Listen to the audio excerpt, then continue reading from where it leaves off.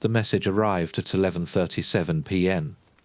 Tom Garrett was watching the dark heave of the Atlantic from their stateroom balcony, a half-finished can of beer sweating in his hand. The sea was black and enormous, a breathing entity that made the majesty of the seas, all 168,000 gross tons of it, feel like a bathtub toy. Inside the cabin, his wife, Sarah, was asleep, and their 10-year-old daughter, Lily, was a motionless lump under a crisp white duvet, dreaming of the Nassau beaches they were supposed to see in 2 days. It was peaceful, the kind of deep, humming peace he paid $4,000 for. Then came the buzz. Not just one, 3. A synchronized electronic trill that cut through the low thrum of the ship's engines.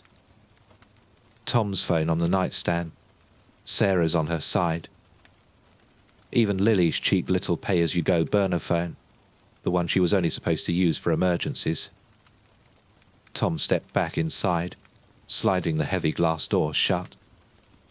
The air conditioning hummed, a sterile counterpoint to the raw salt air outside.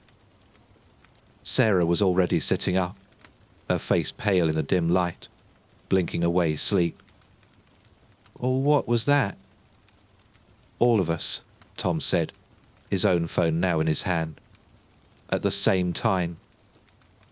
On the screen, stark white text on a blood-red background, was the kind of message that made the little hairs on your arm stand up.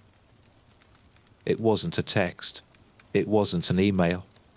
It was something more fundamental, something that had bypassed the lock screen. Emergency alert. Avoid all mirrors until further notice. This is not a drill. Shelter in place. Await instructions. Tom read it twice. He looked at Sarah, whose own face was illuminated by the same crimson glow. Her mouth was a small, perfect O of disbelief. "Avoid all mirrors," she whispered, the words sounding absurd in the quiet cabin. "What the hell's that? Some kind of prank? That sounds ridiculous." "It looks official," Tom said, turning his phone over in his hand as if the back of it might offer a clue. "Maybe it's code for something. There must be a good reason for them to send this." He was spitballing, a classic Tom Garrett trait. Find the logical explanation, no matter how far you have to reach. It was how his brain was wired. Lily stirred in her bed. "Daddy, my phone made a scary noise." "It's okay, sweetie," Sarah said, her voice a little too tight. "Just a practice drill." "A mirror drill?" Lily asked, her voice thick with sleep. The question hung in the air, simple and childishly logical. It highlighted the utter insanity of the message. A mirror drill. What did you do? Turn them to the wall? Tom tried the cabin's Wi-Fi. The icon spun for a moment before a no connection message popped up. Odd. He'd been streaming a baseball game just a few hours earlier. He picked up the cabin phone, a beige plastic thing that looks like it belonged in a 1990s office. He was met with dead air. No dial tone. Nothing. "Okay, that's weird," he said. "Phone's out. Wi-Fi's out." "Maybe it's a ship-wide thing," Sarah suggested, pulling her knees to her chest. "Maybe they're about to make an announcement." They waited. The only sound was the thrum of the engines and the gentle creak of the cabin as the massive vessel rose and fell on the unseen waves. As long as they waited, no captain's voice appeared on the intercom. There was no follow-up alert. Just a silence that was beginning to feel heavy and suffocating. Tom found himself staring at the full-length mirror bolted to the back of the cabin door. His own reflection stared back. A slightly paunchy man in a faded baseball t-shirt, his face a mask of confusion. He looked away, a prickle of unease crawling up his spine. It was stupid. It was a mirror. He'd looked at it 100 times already on this trip. But the message had poisoned it. That's when they heard the first scream. It came from the hallway, muffled by the heavy door. It was high and shrill, the sound of pure, unadulterated terror. It was a woman's voice, and it was cut off with a wet, final-sounding gurgle. Tom and Sarah froze, looking at each other. Every bit of rationalization, every half-baked theory about pranks or drills, evaporated in an instant. That sound was real. Another noise followed, a series of thuds against a nearby door. Then, the splintering crack of wood, followed by a man's shriek that was choked off faster than the first. "Tom," Sarah breathed, her voice trembling. "Lock the door." Tom was already moving, his hand fumbling with the deadbolt and the chain. This wasn't happening. This was a nightmare. They were on a floating city in the middle of the ocean, supposedly the safest place in the world. And then came the sound from their own bathroom. It wasn't a scream or a thud. It was a single, deafening crack. It was the sound of a giant stone hitting a frozen lake. A sound of immense pressure and sudden, catastrophic release. It was so loud, so close, that Lily yelped and scrambled out of her bed, running to her mother. "What was that?" Sarah cried, holding their daughter tight. "Stay here," Tom whispered, his voice hoarse. He didn't want to go. Every instinct screamed at him to huddle with his family, to become as small as possible. But the sound had come from inside their room. The danger wasn't just in the hallway anymore. It was with them. He crept towards the bathroom door, which was slightly ajar. The light was off. He pushed it open slowly. The small room was dark, but not completely. A faint, ambient light from the cabin filtered in, and it was just enough to see. The vanity mirror, a huge wall-spanning sheet of glass above the sink, was shattered. A complex web of cracks radiated from a central point, like a spider's web made of ice. But it hadn't fallen out. The pieces were all still in place, held together by the frame and whatever adhesive they used to mount these things. But that wasn't the part that made Tom's blood run cold. Something was moving in the mirror. Not a reflection. He knew what his reflection should look like in a cracked mirror. A fractured, cubist version of himself. This wasn't that. In each jagged shard of glass, something was stirring. It was a darkness. An oily, three-dimensional blackness that seemed to absorb the faint light. It wasn't reflecting the bathroom. It was containing something else. A different space. And in that space, a shape was undulating, coiling and uncoiling like a nest of black serpents. It was a deep, absolute void. A patch of anti-reality pasted onto the world. He could feel a pressure building in his head. A low hum that vibrated behind his eyes. The thing in the mirror. It felt aware. It knew he was there. He backed away slowly, struggling to take his eyes off the shifting darkness in the glass. It was beginning to push, he realized. The cracks were widening, groaning under a slow, inexorable pressure from the other side. "Tom?" Sarah's voice was a lifeline. He slammed the bathroom door shut, his body trembling. "Don't go in there," he gasped, leaning against the door as if he could hold the thing back with his own weight. "The mirror, it's broken. There's something inside it." He didn't need to explain further. The look on his face was enough. Sarah's eyes widened in terror. The silence from the hallway was gone. Now there were more sounds. Distant screams, the crash of breaking glass. A strange, dragging, shuffling noise that seemed to be getting closer. They were trapped. The thing in the bathroom was trying to get out, and God only knew what was in the hall. "We have to go," Sarah said, her voice firm now, cutting through the panic. "We can't stay here." "But where do we go?" Tom asked, his mind racing. "The hallway." "The lifeboats," she said. "Deck 15. We have to try." He looked at the bathroom door, and then at the main door to the hallway. A choice between two monsters. He thought of the writhing blackness in the mirror, the feeling of it pressing against the very fabric of their room. The monster you know is bad, but the one trying to break into your sanctuary is worse. "Okay," he said, nodding. "Okay." An idea, born of pure animal panic, flashed in his mind. "The towel. Get the big bath towel."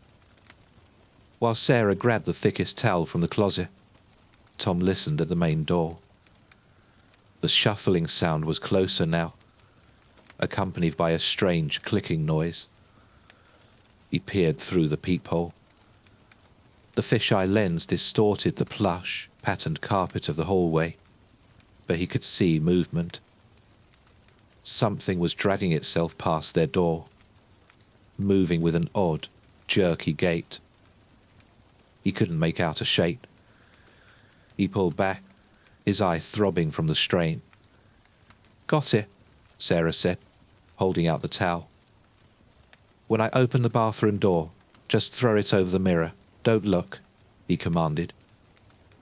He took a deep breath, turned the handle, and swung the door open. The pressure in his head intensified. The cracking sound was louder now, the shards of glass visibly bulging outward. Sarah, bless her, didn't hesitate. She flung the heavy towel with a perfect arc. It slapped against the mirror, covering the writhing horror beneath. The psychic pressure lessened instantly, the low hum in his skull fading to a dull ache. "Now," he said, turning to the main door. He unlatched the chain and the deadbolt. His hands were now slick with sweat. He put his hand on the handle. "Lily, you stay right between us. Don't look at anything but the floor, you understand? Just look at the carpet. We're going to run. Ready?" They both nodded, their faces grim. He counted to 3 in his head and pulled the door open. The hallway was a war zone. Smoke, thick and acrid, hung in the air. The emergency lights cast everything in a ghastly, flickering orange glow. Doors were smashed open. Luggage was strewn everywhere. And down the corridor, to the left, they saw it. It was one of them. The creature was tall and painfully thin, its limbs too long, bending at angles that defied biology. Its skin, if you could call it that, was the same impossible, non-reflective black as the thing they saw in the mirror. It was a hole in the shape of a man, a walking piece of the void. It was hunched over a man in a crew uniform, but it wasn't biting or clawing. It was holding him. And where its featureless head was bent towards the man, the crewman's body seemed to be dissolving, turning grey and translucent, as if his very substance was being siphoned away. Tom felt a scream build in his own throat and choked it back down. He grabbed Sarah's hand, and she grabbed Lily's. "Right," he hissed. "Go." They ran. Their footfalls were loud on the ruined carpet. They didn't look back. The ship was a labyrinth of identical corridors, and Tom's sense of direction was gone, replaced by a primal need for up. Up to the open air. Up to the lifeboats. Every reflective surface was a potential landmine. They ran past polished brass fittings that warped the horrific orange light. They averted their eyes from the glass doors of a closed-up gift shop, terrified of what they might see looking back at them. A dropped pair of sunglasses on the floor became a terrifying obstacle to be leaped over. The world had been transformed into a house of horrors, where every glance was a gamble. They found a stairwell and scrambled up, the metal steps clanging under their feet. The screams were worse here, echoing up and down the shaft. They burst out onto deck 12, the main promenade. It was chaos. People were running in every direction. More of the void black creatures were here, emerging from the plate glass windows of the Italian bistro, from the polished chrome of the slot machines in the casino entrance, from a puddle of spilled soda that reflected the strobing alarm lights. The creatures were silent hunters. They moved with a terrifying liquid speed, their long limbs pulling them along. They didn't seem to kill with violence, but with a touch. They'd corner someone, and the person's reflection, in a nearby window, in the creature's own abyssal form, would ripple and stretch, pulled away from them like taffy. The victim would then collapse, a grey, empty husk, their eyes wide and vacant. They were stealing people's reflections, stealing their souls. Tom yelled the way, pulling his family towards the stern, towards the exterior elevators he knew would take them to the pool deck, and from there to the lifeboats. The elevator lobby was a scene from hell. The polished mirror steel doors of the elevators were bulging outward, the metal groaning. From behind one, a slender black arm, thin as a reed, had punched through, its non-reflective fingers twitching in the open air. Sarah screamed, pointing towards another open stairwell. They climbed further, their lungs burning. Deck 13, deck 14. Finally, they burst through a set of double doors onto deck 15. The night air hit them like a physical blow, cold, salty, and tasting of freedom. That they weren't safe yet. The lifeboat deck was a pandemonium of terrified survivors.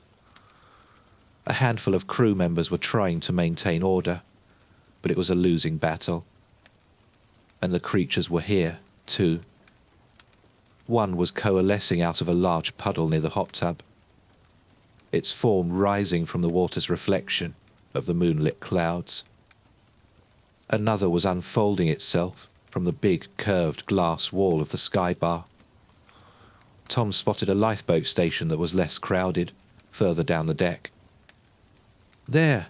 he screamed. They ran, weaving through a sea of screaming, crying people. They reached the station, a huge orange boat tucked into its cradle. Tom and another man, a burly guy in a Hawaiian shirt, started wrestling with the heavy canvas cover. "I don't know how to do this," the man yelled, his voice cracking with panic. "Just pull," Tom roared back. They were getting the cover off, when one of the creatures turned its attention to them. It was the one from the sky bar, fully formed now. It moved towards them, its featureless head tilted as if in curiosity. People scattered before it. It was fast, impossibly fast. Tom's mind went into overdrive. There was no time. It would be on them in seconds. His eyes darted around, looking for a weapon, for anything. He saw it. Bolted to a nearby bulkhead was a fire extinguisher. Not a red one, a silver, chrome-plated one. Polished to a mirror sheen. It was too late to worry about that now. He let go of the canvas, sprinted the 5 feet to the extinguisher, and wrenched it from the housing. It was heavy, solid. The creature was almost on top of Sarah and Lily, its long, shadowy arm reaching out. "Hey!" Tom screamed, his voice raw. The creature turned, its blank face fixed on him. With a surge of adrenaline-fueled strength, Tom hefted the chrome cylinder and shoved it forward like a shield, holding it right in front of the creature's face. The effect was instantaneous and bizarre. The creature recoiled as if it had been struck. Its form, which had been solid and defined, began to waver and lose cohesion. It was like black smoke in a wind tunnel. It had no reflection to give back, and the perfect curved mirror of the extinguisher seemed to create a paradox, a feedback loop of nothingness that was tearing it apart. It let out a sound, not from a mouth, but a psychic shriek that lanced through Tom's skull and dissolved, collapsing in on itself until it was just a wisp of black vapor that vanished in the sea breeze.